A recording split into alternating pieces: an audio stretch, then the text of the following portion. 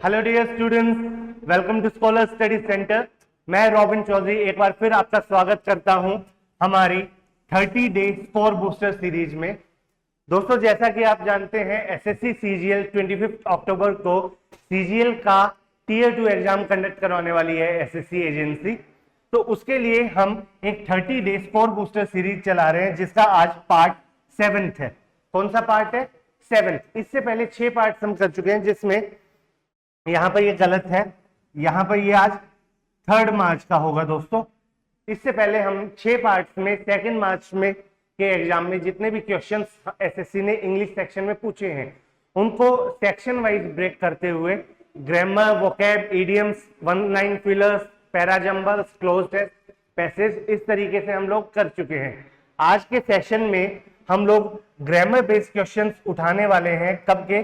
3 मार्च 2023 को, जो सीजीएल ने मेंस का एग्जाम कंडक्ट करवाया था। तो चलिए ज्यादा टाइम वेस्ट ना करते हुए चलते हैं हमारे आज के क्वेश्चंस पर। आज का हमारा पहला क्वेश्चन है, देखते हैं। Okay, the following sentence has been split into 4 segments, identify the segment that contains a grammatical error. हमें इस सेंटेंस में जो भी गिवन है इसमें ग्रामेटिकल एरर सेलेक्ट करना है, ढूंढना है। पढ़ते हैं सेंटेंस को। We should sort it out. आगे पढ़ने की जरूरत ही नहीं है, फिर भी पढ़ लेते हैं। We should sort it out the problem ourselves rather than depending on the third party. ठीक है, हमें प्रॉब्लम खुद सॉर्ट आउट कर लेनी चाहिए थर्ड पार्टी पे डिपेंड करने की बजाय। तो देखिए, यहां पर एक फ्रेजल वर्ब है, सॉर्टेड आउट लिखा हुआ है। ये फ्रेजल वर्ब होती है सॉर्ट आउट। सॉर्ट आउट का मतलब होता है टू रिजॉल्व समथिंग। कोई प्रॉब्लम है, मुसीबत है, उसका निपटारा करना, उसका विवाद सुलझाना, to resolve something, sort out. अब देखो यहां पर आपको ये दिख रहे हैं शुड। शुड एक मॉडल वर्ब है। मॉडल वर्ब के साथ वर्ब की फर्स्ट फॉर्म आती है दोस्तों, चाहे वर्ब हो चाहे फ्रेजल वर्ब हो, मॉडल वर्ब अपने साथ वर्ब की फर्स्ट फॉर्म लेकर आता है। तो यहाँ एरर सॉर्टेड आउट में ही है। ये सॉर्टेड आउट एक्चुअल में होना चाहिए था यहाँ पर सॉर्ट आउट। क्या होना चाहिए था? Sort out. We should sort out the problem ourselves rather than depending on the third party. तो यहाँ पर इसका करेक्ट ऑप्शन है, इस सेगमेंट में एरर है। कौन सा है ये? Option number 3। ऑप्शन नंबर 3 में यहाँ पर एरर था। आई होप आप लोगों को समझ में आया है। अगले क्वेश्चन की तरफ बढ़ते हैं दोस्तों। अगला क्वेश्चन हमसे क्या कहता है? Select the option that expresses the given sentence in passive voice. ठीक है, हमें एक्टिव टू पैसिव कन्वर्ट करना है। सेंटेंस पढ़ते हैं। The mistress appointed him monitor. ठीक है, सिंपल पास्ट में एक पास्ट इंडेफिनिट में सेंटेंस है। देखिए सिंपल सा बताता हूं। ये पार्ट आपका सब्जेक्ट, ये आपकी वर्ब, ये आपका ऑब्जेक्ट। सीधी सी बात है, ऑब्जेक्ट को ले आओ सब्जेक्ट की जगह पर। किस केस में? ऑब्जेक्टिव केस से बदल के सब्जेक्टिव केस में। तो हिम का हो गया यहां पर ही। ठीक है, अब ये आपकी वर्ब है, सेकंड फॉर्म में है। आप ही के बाद सब्जेक्ट के बाद करो B plus V3। B plus verb की थर्ड फॉर्म आपको करनी है। तो ही वाज अपॉइंटेड। क्या अपॉइंट किया गया था उसे? Monitor. He was appointed monitor. अब बाय सब्जेक्ट को ले आओ ऑब्जेक्ट की जगह पर। क्या था? By the mistress.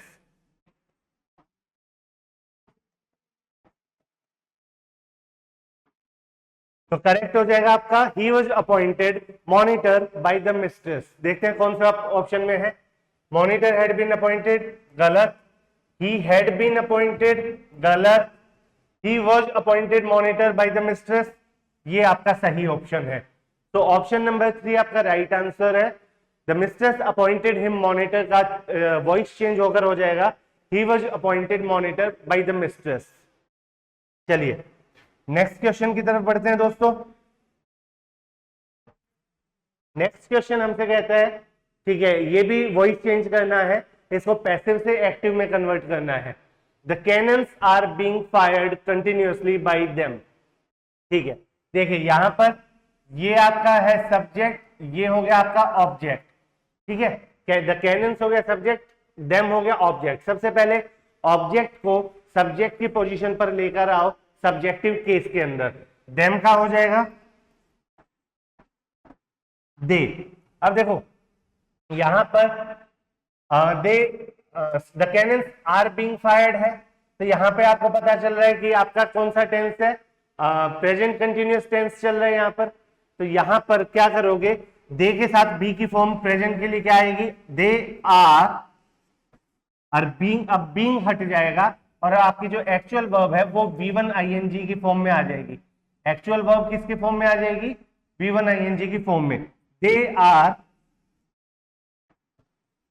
फायरिंग, ठीक है, आपका सब्जेक्ट हो गया, आपकी वर्ब होगी। अब आपको ऑब्जेक्ट चाहिए, ऑब्जेक्ट क्या आएगा, यहां का जो सब्जेक्ट है वो ऑब्जेक्ट की पोजीशन पर आ जाएगा। They are firing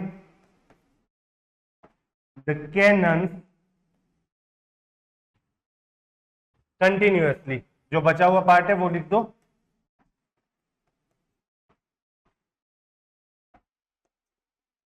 they are firing the cannons continuously.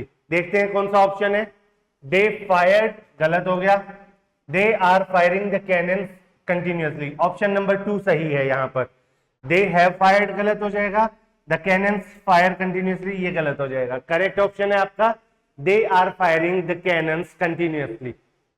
चलिए नेक्स्ट क्वेश्चन पर बढ़े।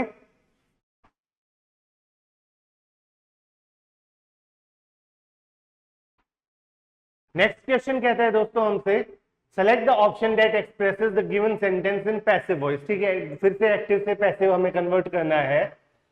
मार्वल कॉमिक्स क्रिएटेड सुपरमैन, ठीक है, यहां से सीधी सिंपल पास्ट में, पास्ट इंडेफिनिट में एक सिंपल सा सेंटेंस है।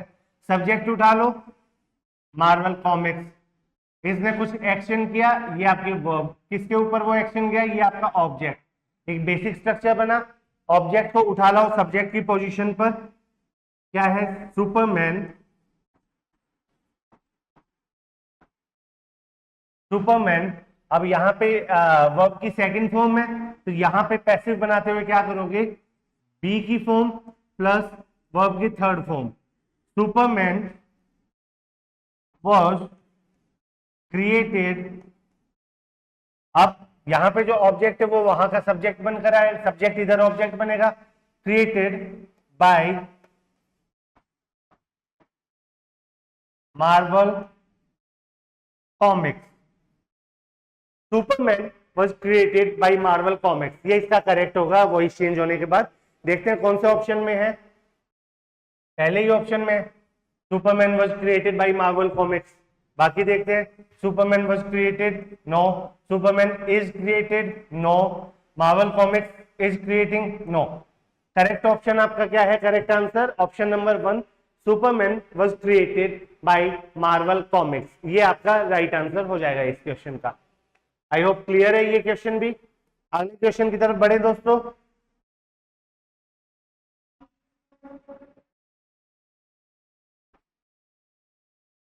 नेक्स्ट क्वेश्चन कहता है, select the option that expresses the given sentence in indirect speech. ठीक है, ये डायरेक्ट में है, इनडायरेक्ट में हमें करना है, नरेशन है। तो help me haven the man cried I shall never lie again. Okay, interesting sentence. देखिए, जब भी कोई इंसान भगवान की, ऊपर आसमान की या किसी सुपर नेचुरल चीज से मदद मांगता है, उसको इन्वोक करता है कि आओ मेरी मदद करो, एंड मैं प्रॉमिस करता हूं मैं झूठ नहीं बोलूंगा, चोरी नहीं करूंगा, ये वो, तो वो बेसिकली भगवान को, गॉड को कॉल अपॉन कर रहा है, मदद के लिए पुकार रहा है कि आओ मेरा विटनेस करो मुझे कि मैं दोबारा से ऐसी गलती ना करूं। तो इस तरह के सेंटेंसेस में क्या करेंगे, ये वाला जो पार्ट है द क्राइड नहीं होगा, क्राइड को हम चेंज कर देंगे। क्या करेंगे, यहां पर द मैन क्राइड है,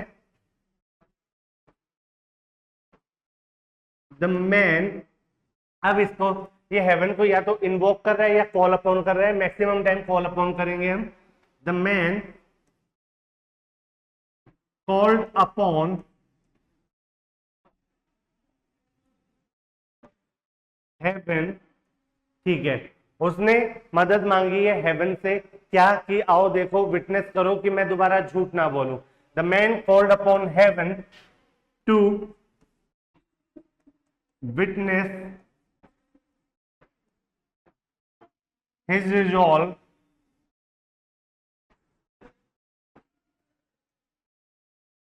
हिज रिजॉल्व, क्या रिजॉल्व था उसका, I shall never lie again, his resolve that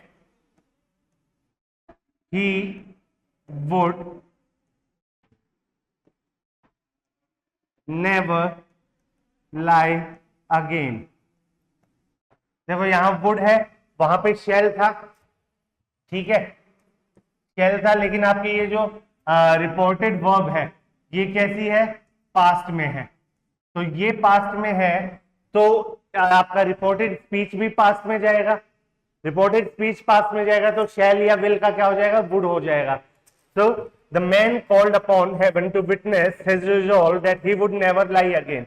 देखते हैं हमारा ऑप्शन कौन सा इससे मैच कर रहा है, ठीक है, थोड़ा ऊपर नीचे हो सकता है इस तरह के सेंटेंसेज में, डिपेंड करता है कि सेंटेंस फ्रेम किस तरह से किया गया है। The man cries out to heaven to help him not to lie again ever, नहीं ये गलत हो जाएगा, क्राइज आउट नहीं रखेंगे यहाँ पर, और हेवन से मदद नहीं मांग रहा है, ठीक है, कहने की बात है कि सो हेल्प मी हेवन है, सो हेल्प मी हेवन का मतलब है कि मेरी मदद इस प्रकार करो कि मेरा रिजॉल्व देखो, मैं दोबारा झूठ नहीं बोलूंगा, तो यहां पर ऑप्शन 1 गलत हो जाएगा। Option 2 the man called upon, ठीक है, कॉल्ड अपॉन यूज किया गया, इन्वोक नहीं यूज किया गया। The man called upon heaven to witness his resolve that he would never lie again, okay perfect. The man called upon heaven, उस आदमी ने हेवन से मदद मांगी, उसको इन्वोक किया, वहां पे उसने प्रॉमिस किया क्या, कि आओ देखो, विटनेस करो मेरा रिजॉल्व, मेरी प्रतिज्ञा कि मैं दोबारा झूठ नहीं बोलूंगा, ठीक है, तो करेक्ट ऑप्शन यहां पर आपका ऑप्शन नंबर 2 है। बाकी भी पढ़ लेते हैं एक बार। The man requested heaven, request नहीं कर रहा, to help him and see that he lie again, वो दोबारा झूठ बोलेगा, गलत, रिक्वेस्ट नहीं करी गई और दोबारा झूठ के बारे में बोल रहा है, दोबारा झूठ बोलेगा। The man called heaven, phone थोड़ी ना मिला है भाई, the man called heaven and order to, heaven को ऑर्डर कर रहा है, सीधा सीधा सिरे से गलत हो रहा है, ठीक है, तो यहां पर चारों ऑप्शंस में से आपका करेक्ट आंसर क्या है, option number 2, the man called upon heaven to witness his resolve that he would never lie again, ठीक है। आई होप आपको ये क्लियर है, इस तरह के सेंटेंसेस आप कैसे करेंगे, ओके स्टूडेंट्स। चलिए नेक्स्ट क्वेश्चन की तरफ बढ़ते हैं हम। नेक्स्ट क्वेश्चन है हमारा, the following sentence has been divided into parts, one of them may contain error, ठीक है, एरर ढूंढना है आपको। Then needed help to get tight coat off him, ठीक है, देखिए जब भी हम किसी चीज को रिमूव करने या सेपरेट करने के सेंस में बात करते हैं, वहां प्रीपोजिशन ऑफ का यूज होता है। जब भी किसी कपड़े के बारे में बात कर रहे हैं, क्लॉथिंग के बात कर रहे हैं, उसको रिमूव या सेपरेट करने की बात करेंगे, तो वहां पर प्रीपोजिशन ऑफ का यूज होता है। ये एक बहुत कॉमन एरर है कि ऑफ लिख के दिया जाता है, ऑफ आपका सही नहीं होगा।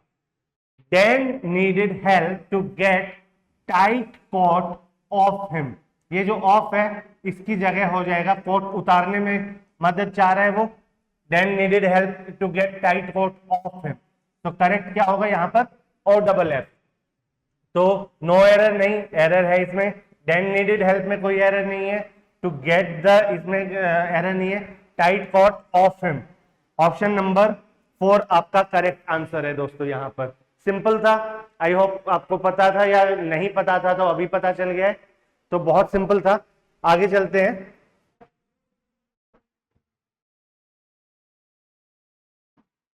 Next question 7, select the most appropriate option to replace the underlined word in the given sentence, ठीक है, हमें ये जो वर्ड अंडरलाइन करके दिया गया है इसको रिप्लेस करना है। ऋतिक इज स्लो देन हीर, देखो यहां पर देन है, ये देन यहां आकर क्या शो कर रहा है, कंपैरिजन बता रहा है, किसका, ऋतिक का और हीर का, कि ऋतिक स्लो है। अब देखो अगर ये कंपैरिजन हो रहा है यहां पर, तो आपके पास डिग्री कौन सी होनी चाहिए, आपके पास डिग्री भी कौन सी होनी चाहिए, कंपैरेटिव डिग्री होनी चाहिए, 3 डिग्री होती है, पॉजिटिव, कंपैरेटिव, सुपरलेटिव। ठीक है, अब यहां पर कंपैरिजन हो रहा है, कंपैरेटिव डिग्री चाहिए। कंपैरेटिव डिग्री का मतलब है कि ये जो स्लो है ये बनना चाहिए यहां पर स्लोअर। ठीक है, स्लो, स्लोअर, स्लोएस्ट, यहां पे कंपैरिजन के लिए स्लोअर बनेगा। तो ऑप्शन देखते हैं, स्लोलीएस्ट क्या वर्ड बनाया है, मत स्लो, नहीं, स्लोअर। और चौथा है स्लोएस्ट, ये सुपरलेटिव हो गया। तो आपका करेक्ट आंसर, आपका करेक्ट आंसर क्या है, option number 3, slower. Hrithik is slower than Heer, Hrithik Heer से धीमा है। ठीक है, तो यहां पे कंपैरिजन था तो कंपैरेटिव डिग्री का हमने यूज किया। बढ़ते हैं अगले क्वेश्चन की तरफ दोस्तों। नेक्स्ट क्वेश्चन है हमारा, select the option that expresses the given sentence in direct speech. हमें डायरेक्ट स्पीच में कन्वर्ट करना है इनडायरेक्ट से। नरेशन का क्वेश्चन है हमारे पास, पढ़ते हैं। Hira inquired how I was doing being all alone in my house. ठीक है, तो देखो हीरा ने मुझसे पूछा है कि मैं अपने घर में बिल्कुल अकेला कैसे रह रहा था, अच्छा था, बुरा था या कैसा था। तो देखो यहां पर सबसे पहले हम अपनी रिपोर्टेड वर्ब बनाते हैं। बात करने वाला कौन है, हीरा। ठीक है, एंड कहा किससे, हीरा ने मुझसे कहा है। ठीक है, तो हीरा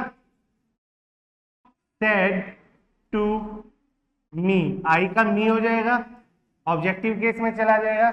ये आपके तैयार है रिपोर्टेड वर्ब। ठीक है, पास्ट में इसलिए गई है रिपोर्टेड वर्ब क्योंकि यहां पे पास्ट का हमें पता चल रहा है कि पास्ट की बात है।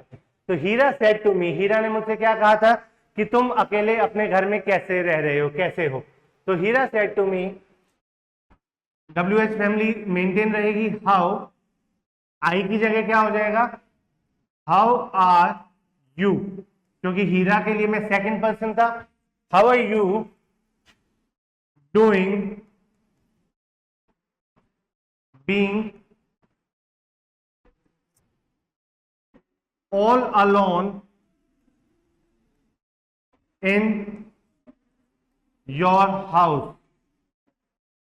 माई हाउस की जगह क्या हो जाएगा, योर हाउस हो जाएगा, क्योंकि वहां पर आपकी इनडायरेक्ट था। यहां पर आप जब डायरेक्ट की बात कर रहे हैं तो हीरा मुझसे मेरे घर के बारे में पूछिए, तो हीरा के लिए मैं सेकंड पर्सन हूं। How are you doing being all alone in your house, ये हीरा ने मुझसे पूछा है। ऑप्शन देखते हैं, Hira said to me are you doing fine, नहीं। Hira said to me how are you doing being all alone in my house, नहीं। Hira said to me how are you doing being all alone in your house, घर तो मेरा ही था। हीरा ने पूछा था तुम अपने घर में बिल्कुल नितांत अकेले कैसे रह रहे हो। ठीक है, तो यहां पर ऑप्शन नंबर 3 आपका करेक्ट आंसर है। Hira said to me how are you doing being all alone in your house. ठीक है, आई होप आपको क्लियर है। चौथा ऑप्शन देखते हैं, Hira said to me how are you doing being all alone,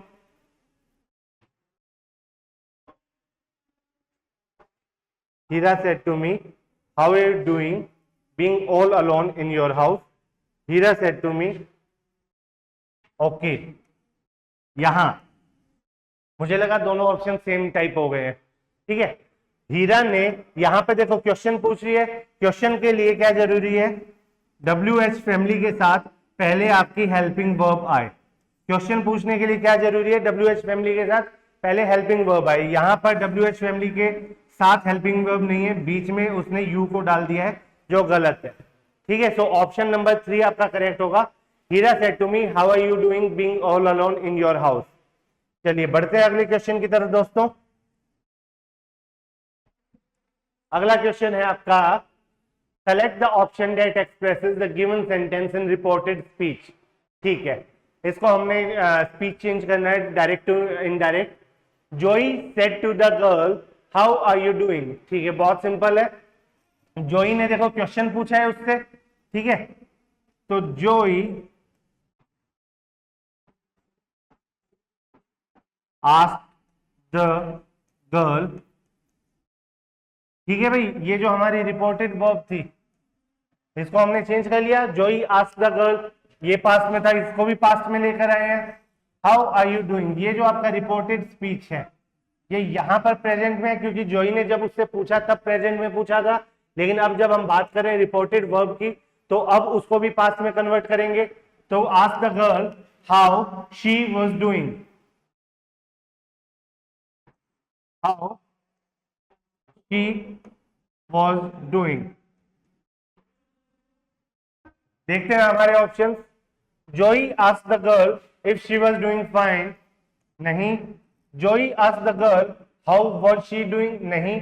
यहां पर देखो, यहां पर अब क्वेश्चन नहीं बनाया जा रहा है, यहां पे आपको अब जब इसको रिपोर्टेड स्पीच में बात करें तो अब क्वेश्चन की फॉर्म में नहीं चलेगा, WH फैमिली के साथ अब यहां पर हेल्पिंग वर्ब डायरेक्ट साथ नहीं आएगी, तो ये भी गलत हो गया। जोई आस्क द गर्ल दैट, इसकी जरूरत ही नहीं है। जोई ask the girl how she was doing, option number 4, जोई ask the girl how she was doing. ठीक है, जोई ने उस लड़की से पूछा कि वह कैसी थी। ठीक है, तो ये हमारे क्वेश्चन थे, देखते हैं क्या यही क्वेश्चन थे या कुछ और भी हैं। आई होप यहां तक आपको क्लियर है। ओके, तो यहां तक के जितने क्वेश्चंस थे ये सभी के सभी क्वेश्चंस पूछे गए थे एसएससी सीजीएल के टीयर 2 एग्जाम में जो 3 मार्च 2023 को कंडक्ट हुआ था, और ये ग्रामर बेस्ड हमने क्वेश्चंस लिए थे जिसमें हमने आपके कॉमन एरर्स को डील किया है, आपके एक्टिव पैसिव एंड नरेशन को डील किया है। अगले सेशन में हम एक और सेगमेंट के साथ आएंगे 3 मार्च के एग्जाम में जो एसएससी ने पूछे होंगे क्वेश्चंस। तब तक के लिए अपना ध्यान रखिए, बहुत अच्छे से पढ़ाई करते रहिए, अपने सपनों को पूरा करने की तरफ एक एक कदम हर रोज बढ़ाते रहिए। मिलते हैं दोस्तों अगले सेशन में, तब तक के लिए जय हिंद जय भारत।